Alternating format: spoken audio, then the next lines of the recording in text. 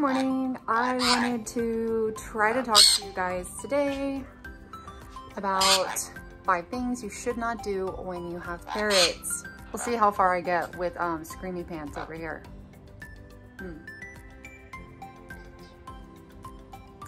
So the first thing that you need to be very cautious of is slamming doors, closing doors behind you when you have your parrots loose. I just took a short clip of opening the door here, and of course they both tried to fly in between the opening of the door as I opened it to try to come to me. This is a frequent happening when I open the door to go inside. They will try to follow me. It's kind of hard to like video that while I'm standing there. But if I were to be too aggressive and slam the door and they happen to be either in the opening or flying at me with the door swinging shut, they could hit the door or get crushed in the opening. So be very cautious of shutting and slamming doors when you have parrots loose that are flighted. He's stuck in my hair. Because it could tragically hurt or end your bird's life. The next thing I strongly recommend against is overfeeding your parrots people food. There are some foods that are kind of okay to let your bird nibble on every now and then. And there's other foods that are absolutely restricted on your parrot's diet. So certainly be aware that your parrot should be sticking to a diet that consists of preferably a vegetable, grain, and legume chop, which we give our birds that every morning. You can see they've been working on it here. It smells gross. I mean, it smells gross to me because it's a bunch of raw vegetables all chopped up together. You can see what's left anyway. That's our summer mix. We do choose to use the Bird Tricks chop recipes, which you can find linked down below on their website if you go down to the video comments. And then in the evenings, we feed them a cold pressed pellet. We chose a cold pressed pellet over another type of processed pellet because the process does not involve heat. I currently am recommending Bird Tricks pellets. You can find those also on their website. If you're looking for another cold pressed alternative, you can use tops, and I believe those can be found mostly on Amazon. Some retailers may carry them, but Bird Tricks has a really cool option. You can just set up an account and log on to the Bird Tricks website, and they will auto ship those pellets for you every month, and you can buy in multiple size bags based on the number or size of your parrots. So the 4-pound bag works best for us. We go through about 1 bag maybe every 6 weeks or so. They love their pellets.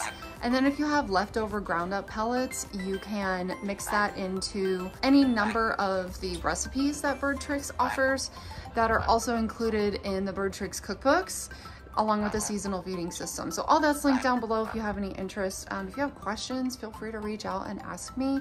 A lot of people seem to have some struggles switching their birds over to this diet. And we definitely have advice because it wasn't a cakewalk for us either. Now you might notice we are outside, but we are on a screened-in porch. Thanks for messing up my hair, Peach. We are on a screened-in porch. I have an extra screen over the door that's magnetically closed so my birds can't go out if Emma decides to come outside and play. But I strongly recommend against taking your parrots out there. Don't take your bird outside. Don't take your bird outside for any reason. If you have like a bird backpack thing or a leash and that's something you're comfortable with, knock yourself out. I would just make sure that you're absolutely confident in your ability to handle your bird if you decided to let go of the rope, take the bird out of the backpack for some reason or open it. I actually know someone who opened the backpack to give their bird a treat and it flew out, landed on the ground, and hawk swooped it up and ate it. Tragic. Horrible. So unless your bird is free flight trained and you know the surrounding areas are safe, I don't know what's going on here, and you know the surrounding areas are safe, those would be the only circumstances that I would recommend taking your bird outside. I've heard of a lot of people who have clipped parrots and they're like, oh, they just ride around on my shoulder. There's a lot of circumstances where your bird might actually be able to be flighted and get away from you, or a predator would grab them from you, which leads me to the next one. which is predators and other animals. Be extremely cautious with your bird if you have other pets, especially dogs, cats, larger birds. Bingo. Because you may trust your dog or your cat, but their animal instincts will probably surprise you. Birds are incredibly fragile. Birds don't have diaphragms, so if they were to be held in like another animal's mouth too strongly or under a foot or something like that, if they were holding them down, it very well could suffocate them because they don't have a diaphragm that pushes their lungs up and down and allows them to voluntarily breathe. They have, I don't know what to call it, like a different type of breathing system. So if you were to constrict them or hold them, or another animal were to hold them tightly, it's very likely that they would be unable to breathe. Also, they're incredibly fragile and their bones will snap.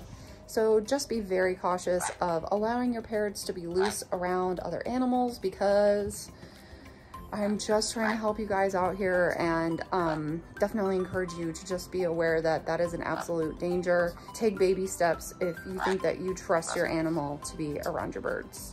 Thankfully, my birds are smart enough to stay off the floor. Sam loved being on the floor, and we just kind of got tired of fighting to get him off the floor, and my dogs didn't seem to mind. Okay, so one of the big things that is a little bit controversial about things not to do around parrots is use non-stick. I own non-stick. I do use non-stick. However, it's in moderation. To be safe, to be absolutely safe, don't cook in this when your parrot is nearby. Then you're gonna absolutely avoid any problems that you might potentially have. I do use non-stick a lot of the time. I actually make my birdie bread in a non-stick, even though the recipe says not to.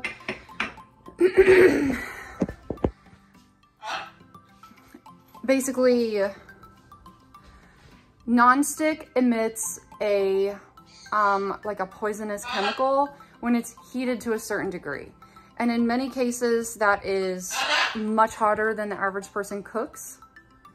So it is controversial because some parrots have just died around the use of cooking materials, such as nonstick. So if you want to be on the safe side, just absolutely avoid using any nonstick when your birds are around. I am lax about it, just being completely honest. But a lot of the other things that I don't do is like burn candles anymore, unless my birds are put away. I burn smaller candles if I burn one at all. Birds' lungs, as I mentioned, are very sensitive. They don't have the filtration system. Cookie wants to be involved, sorry.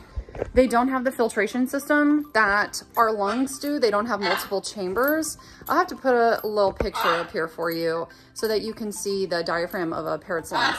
That's why they used to take birds down into like tunnels to sense toxic poisonous gas, because when the bird was dead, you knew it was time to get out. So anyway, just be super cautious of things like aerosol, air spray, like Febreze, stuff like that. Anything that might be difficult for you to breathe, it'll be absolutely difficult for them to breathe and could be kind of catastrophic to them. But certainly, I just encourage against using these, but for full disclosure, I do use them when my birds are around.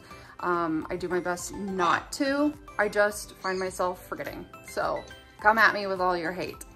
So as always, guys, thanks so much for watching. Thanks for joining. I appreciate it. Subscribe if you haven't already. Like this video, give it a big thumbs up. All of that helps my YouTube channel do better.